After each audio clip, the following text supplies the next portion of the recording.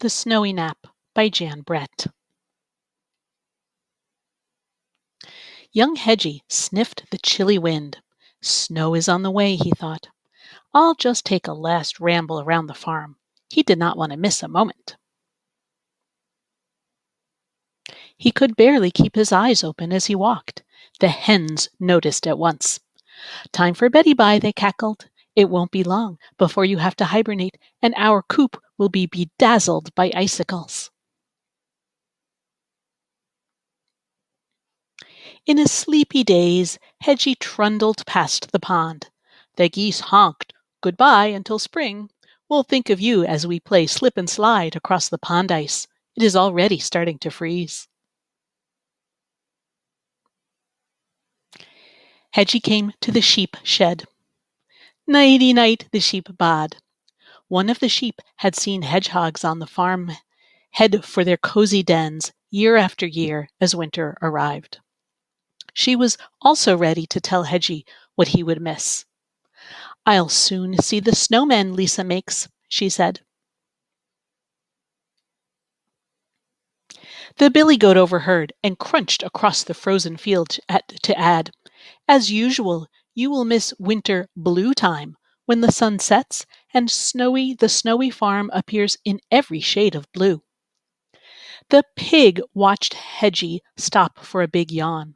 "Have a good winter's sleep," she oinked. "If only I could save a few snowflakes for you. No two are alike." When the pony trotted up, Hedgy guessed what he wanted to say. "Sleep well," he neighed. "If you hear bells in your dreams, it will be me pulling my sleigh." That was the last straw. "I don't want to sleep all winter like last year," protested Hedgy. "I want to see icicles and snowmen, snowflakes and pond ice. I want to hear sleigh bells." Before Hedgy could yawn again, he decided to turn around and stay up for the winter. The night grew frosty cold. "Must stay awake, must stay awake, must stay awake to see winter," Hedgy shivered, and his eyes closed. From the farmhouse window, Lisa saw a still shape outside in the cold. "Poor little hedgehog is frozen stiff," she cried. She bundled him up and brought him inside.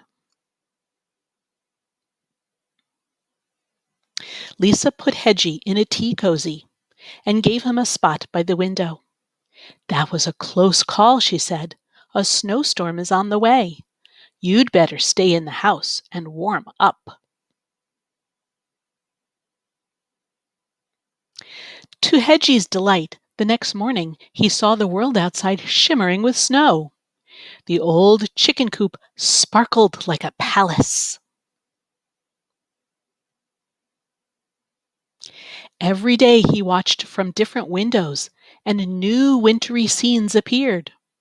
The pond froze into a shiny mirror.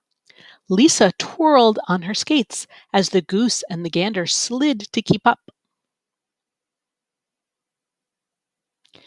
To Hedgy's amazement, one day Lisa rolled great balls of snow.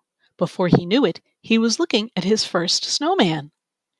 He was getting sleepier, but each morning held a new surprise. The little hedgehog was dozing when he heard the tinkling of bells. He tried with all his might and opened his eyes. There was the pony pulling a sleigh. Lisa made a snowball and tossed it in his direction. Kapoof! Hedgy slept later every day. One day he awoke to see flowers of frost decorating his window. The trees looked like lace against the sky. "I have truly seen winter," was Hedgy's last thought as he nodded back to sleep. Lisa knew it was time. Leaving the door ajar, she cradled the little hedgehog. "You belong in the wild," she whispered in his ear as she carried him through the drifts. She crouched by his burrow and nestled him inside. "Sweet dreams, little adventurer," she said. Just then she noticed the front door was swinging on its hinges. Squawks and rumbles were coming from inside.